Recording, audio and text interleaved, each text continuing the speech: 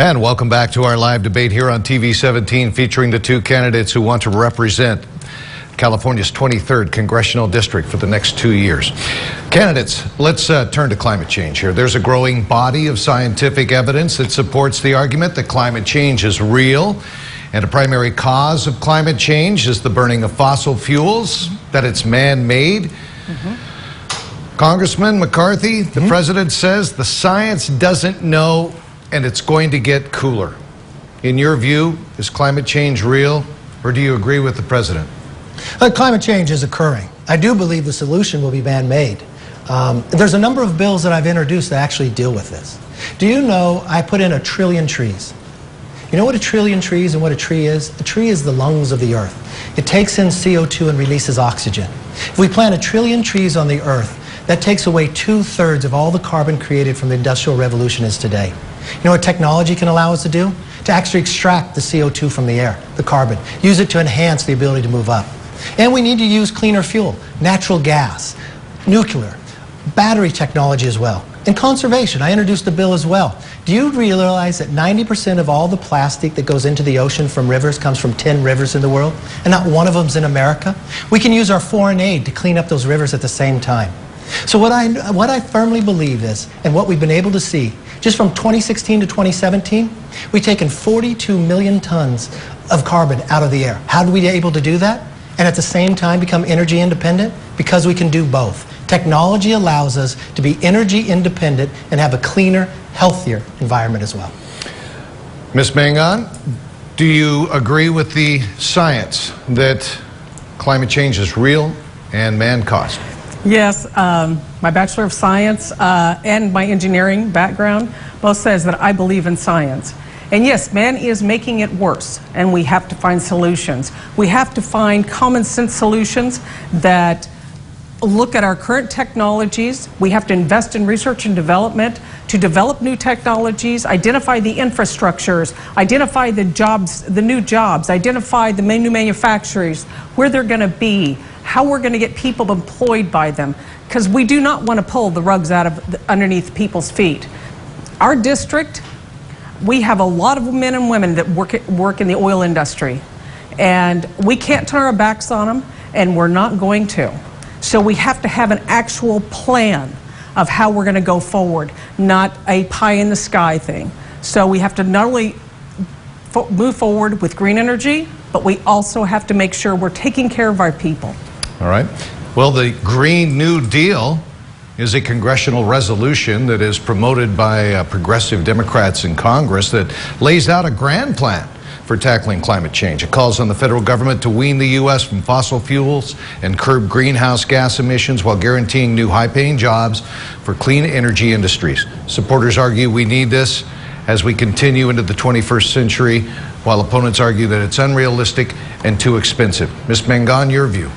Okay, the Green New Deal is just a concept. If you really read it, it has no plan. It has no hard facts. It has nothing in it of how we're going to get there. All right, which is what I was saying before. We have got to have a real plan that actually will get us to cleaner energy, and as well as make sure that our people are taken care of, our planet is taken care of, and how we're going to go forward. If we don't have an actual plan, we won't have money to do anything. We won't be able to clean up our cars. We won't be able to clean up the environment if we don't have a real plan. And if all you're doing is walking around talking about a concept instead of a real plan, nothing changes. And we need to start changing. Congressman, Green New Deal, you a big fan? No, I dislike the plan. It's not a concept, it's actually a bill that Democrats support. It's a bill that Kamala Harris actually endorsed before it was even read the bill. Joe Biden's running on it. What will it do? It'll destroy our nation. You know what's interesting to me? I hear a lot of people talk about we need a plan. We actually have a plan. We've lowered the emission in America more than all of Europe combined. And we became energy independent. You know why that's important? It makes jobs right here, but it's cleaner. Do you know the Democrats have fought us the ability to bring pipelines into America that keep us safer? There's a pipeline on the East Coast that was denied. You know what they're doing on the East Coast today? They're now bringing ships in of natural gas from Russia. Do you realize that American natural gas is 42% cleaner than Russian natural gas? But that's part of the Green New Deal, to deny us the ability. They will buy the oil, but it'll be from another nation. When America is stronger, the world is safer. We can be more environmentally sound, and we could have greater jobs right here in Kern County. And Congressman, there's nothing in the Green New Deal that says we're buying oil from other countries. It's the outcome. That's made up. There's nothing in that says where you're going to buy oil from. I'm sorry. do you have a rebuttal, Congressman? Yeah, it just simply shows, I guess we're going to end the cars like Gavin Newsom wants. The only reason why Gavin Newsom wants to outlaw gas-powered vehicles is the only way he's going to get somebody on that high-speed rail to nowhere. This is unbelievable, this propaganda. Look at the bill. If you have a Green New Deal, it'll change our dairies. It'll change our ability to fly. It'll change your house of what you can go. And you think you're not going to buy gasoline? Where are you going to get it? Venezuela and others? Right now in America, we have gone from 6 million barrels a day to 13. How did we do it? In the majority the Republicans had, we unshackled what was holding us back from regulations. We made sure it was safe, sound, and environmentally friendly. We also have the ability to give the rest of the world our natural gas, because we have more natural gas than anybody else. It's cleaner, it's healthier, and it makes the world safer. Ms. Mangone, Congressman McCarthy just touched on the high-speed rail. I would like to get your view on high-speed rail. Of course, Congressman McCarthy, not a fan of high-speed rail. In fact, favors withholding federal funds from it. Where do you stand? I actually support a high-speed rail. I think that as we're going forward, that is an alternate form of transportation we need to look at. Other countries across the world have used high-speed rails, and yes, it's going to cost some money, and we have to look at how we can put it in more cost effectively. On the other hand, that's just the high-speed rail. We have to find other technologies and start introducing other technologies to clean up the world. Saying that we're not producing oil and gas anymore, we're going to buy it someplace, that's not cleaning anything up. We're still using the same exact amount. What the purpose of cleaning up the environment is you invest in new technologies that will actually let cars run cleaner and factories run cleaner, and that we're using, like I said, more clean energy. But just buying oil from someplace else, that's not going to clean anything up. Okay. Let's switch gears here.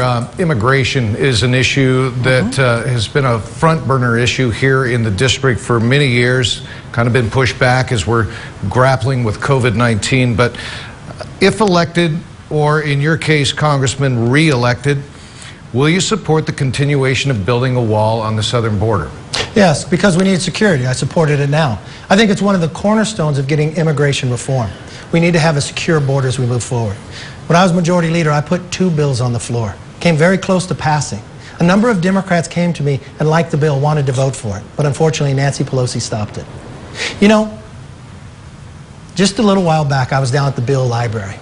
I was doing a naturalization service. To the hundreds of people that were standing there, I told them this when they raised their hand and became an American citizen. George Washington is now your founding father. Abraham Lincoln is your liberator. Martin Luther King spoke of your dreams, and the flag that flies on the moon is your flag. You have all the rights of somebody who was born here. You also have the same responsibilities.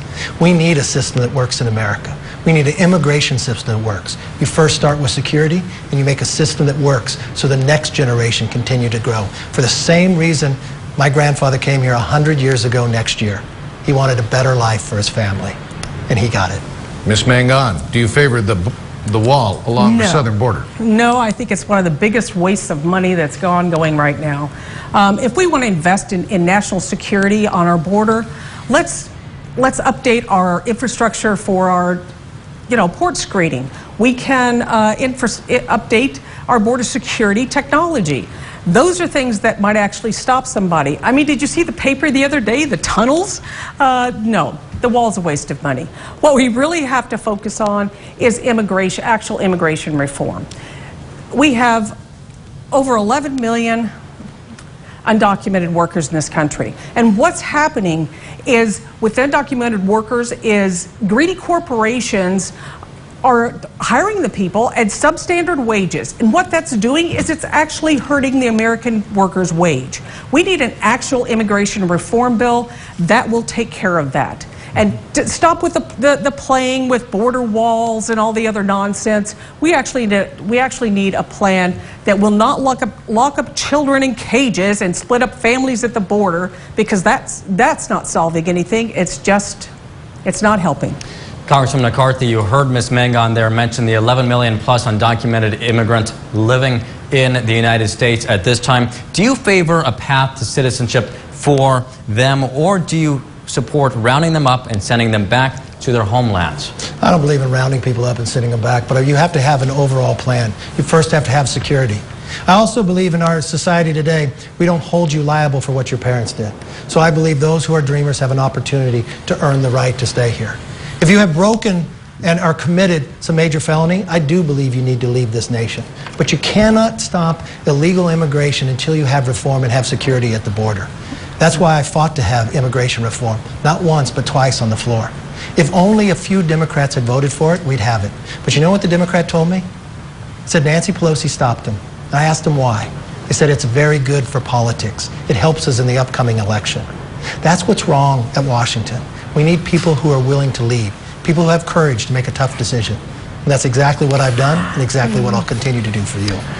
And Congressman, what about the dreamers in your district and throughout the United States? And for our viewers, just a reminder about the dreamers, they were the children of undocumented immigrants brought into this country years ago when the dreamers themselves were very little. Now those dreamers are young adults, if not even older, in our nation. Where is your stance on those dreamers? Do you favor a path for citizenship for them? That's exactly what I answered in my question, but let me walk you through it. What we would do if we do overhaul reform, that we protect the border going forward so you don't have more people coming here illegally. You have a legal opportunity to come here.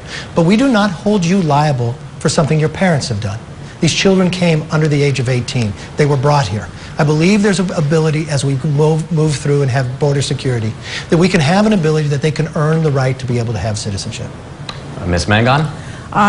We've made promises, all right? We made promises to the dreamers, but we also made promises to our immigrant veterans that we're not keeping, all right? They are taking dreamers and shipping them, out of the country as though we never made a promise, and we never told them that if you register that you will have, be able to become a citizen.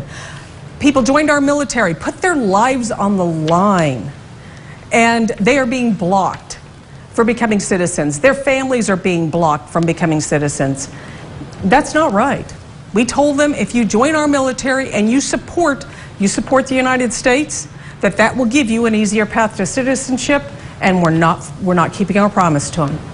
I am a woman of my word, and when people aren't, I object.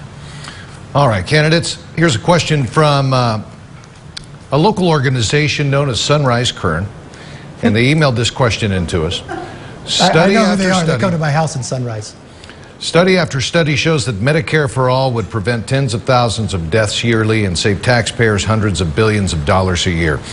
Why do you still refuse to co-sponsor or publicly support House Resolution 1384, Congressman, more commonly known as Medicare for All? Your response, Congressman. A number of reasons why. One, it'll cost $30 trillion more than the money we actually have. Secondly, it'll take away the choice, take away quality, take away your doctor. For those 140 million people that have private health insurance, you're no longer able to have it. Those people who believe in mandates, they'll mandate what health care you have. But the worst part of all this, for anyone who's listening right now that's on Medicare, this will bankrupt Medicare. You no longer will have Medicare. I'll make the promise to you that I'll always protect Social Security and Medicare. This will destroy Medicare as we know it and will not be there for you. Ms. Mangone, Medicare for All, another way of calling it universal health care, single-payer universal health care. Where do you stand? I do support universal health care, but it is not Medicare for all. Because as I firmly believe that our union workers, for example, they've given up benefits, they've given up pay, they've made the sacrifices for their insurance and for their medical care. And to suddenly tell them that, well, all those sacrifices and the pay you gave up, we're throwing that away and you no longer get that, I think that's wrong. You don't punish somebody by giving to somebody else. So I do support a universal health care program. But I'm really surprised that the congressman said that he will always protect Medicare.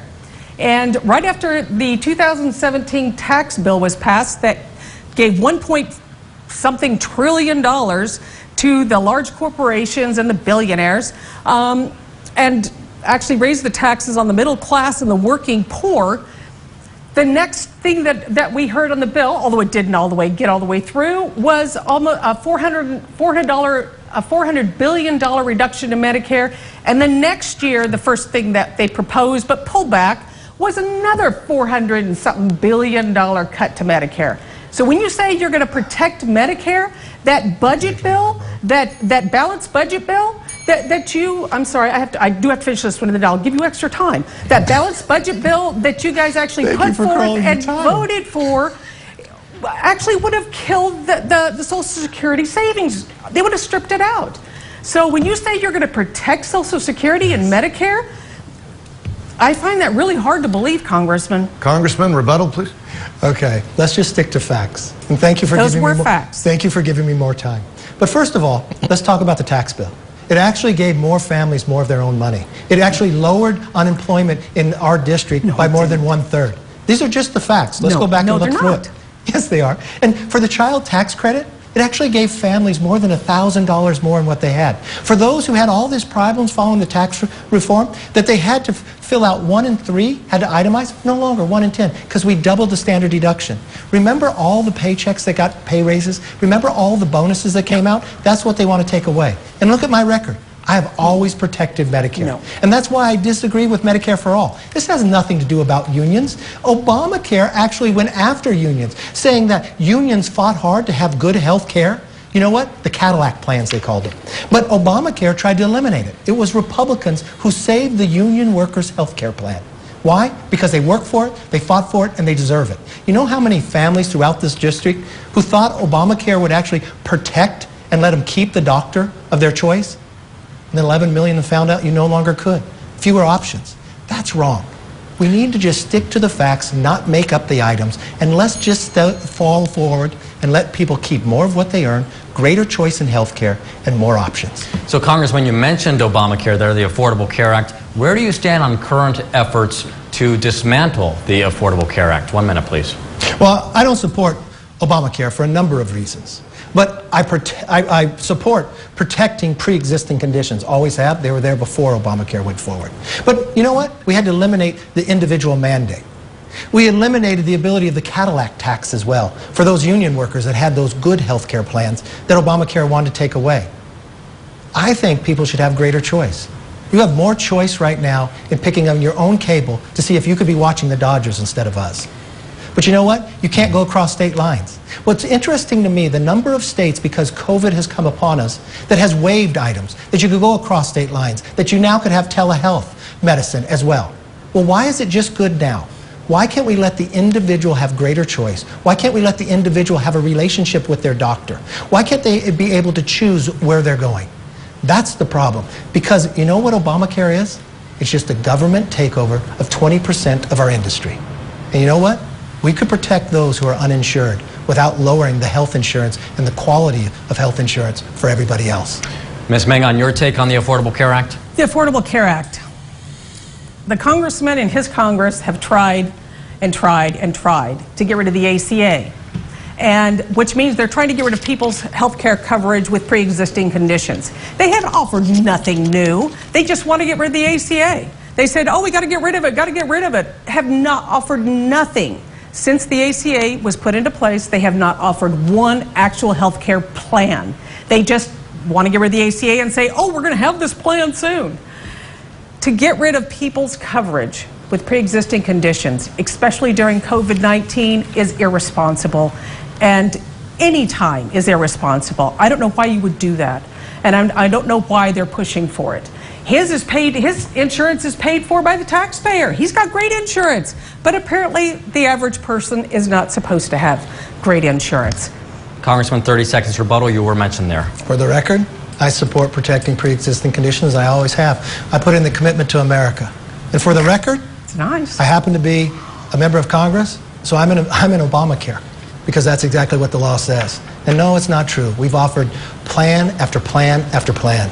I think a very good plan should be, why wouldn't we allow people into all the federal health care plans? Let them pick among themselves to see which ones are best.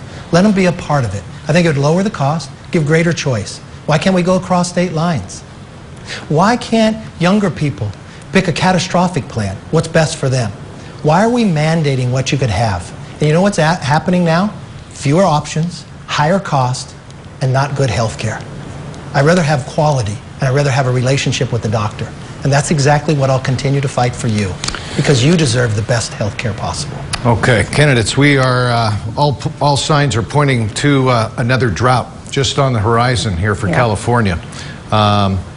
Growers in the valley are grappling with landmark restrictions on the pumping of groundwater. The state and the Trump administration are now operating their respective water projects under conflicting sets of biological opinions, which often lead to restricted deliveries of surface water to farms and cities south of the Delta in order to protect endangered fish species in the Delta.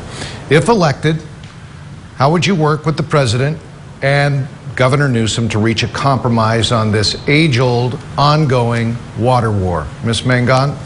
I would work with our state and local government as well as federally. I think we're going to have to do a multi-pronged approach. We're going to have to look at adding a canal to the Delta. We're going to have to refill our aquifers, which means building infrastructure and investing in infrastructure, and we have to continue with the dam. I think from everything I have seen and read and the research I have done, and I'm no expert, so I would have to actually, reading from an expert and actually being an expert are two different things, but from what I've read, we're going to have to take the multi-pronged approach. Otherwise, we're not going to solve the problem. Congressman? Good news is on the way. That's exactly what I work for. Able to get the WIN Act through, partnered with Senator Feinstein. It was interesting to watch Barbara Boxer fight it on the last day of her ability to work in the side Senate. Signed by President Obama. Created $600 million to raise Shasta so we'd have greater storage. Being able to get more than $500 million for Lake Isabella and Lake of Success. Unfortunately, the Democrats continue to fight it. We fought hard to get a new biological opinion to protect the fish, but at the same time, allow the water to flow south instead of out to the ocean.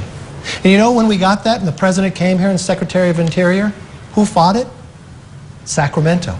Sacramento is the only thing that's holding this up.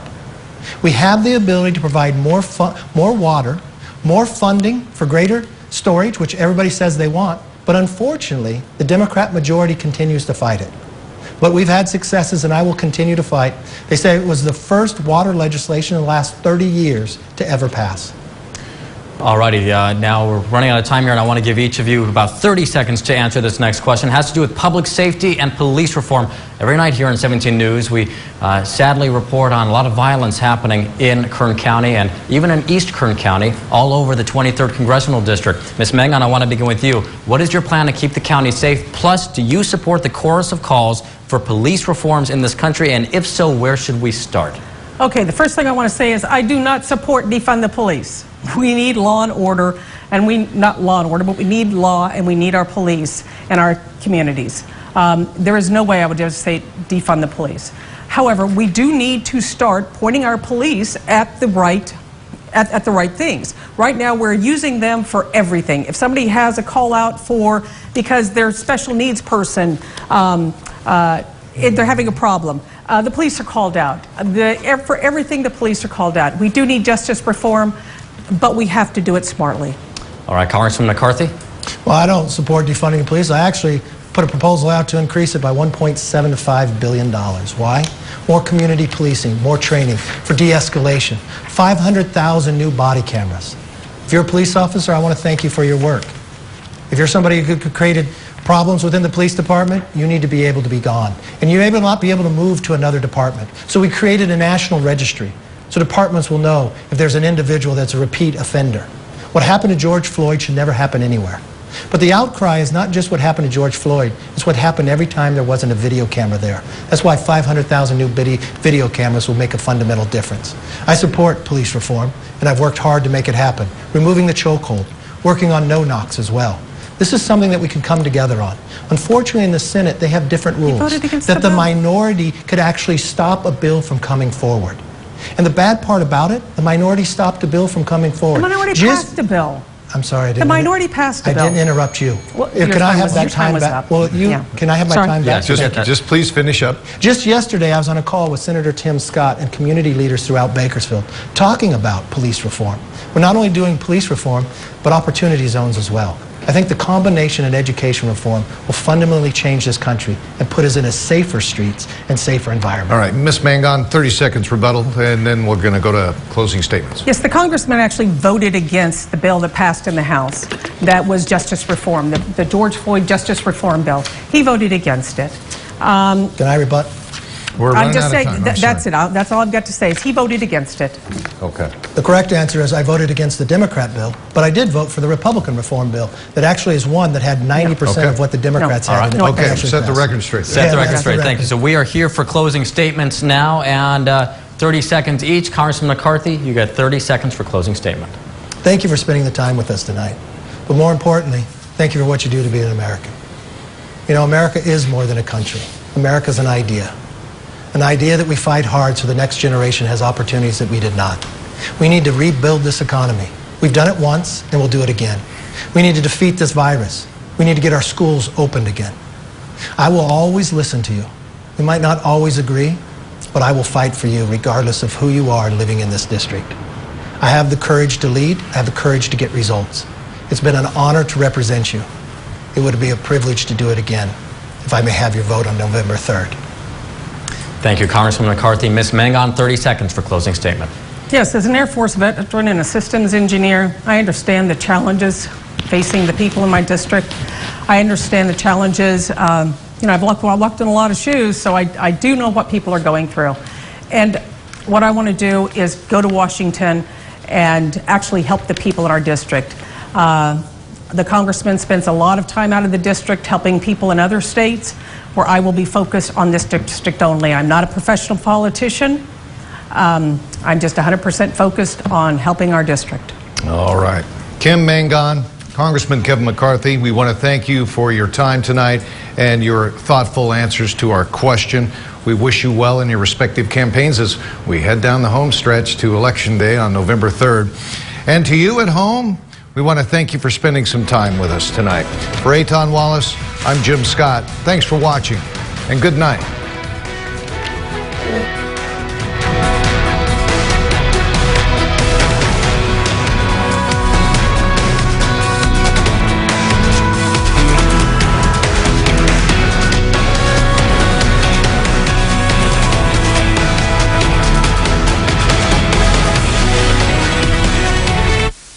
This has been a special edition of 17 News, your local election headquarters, a public service of KGET TV.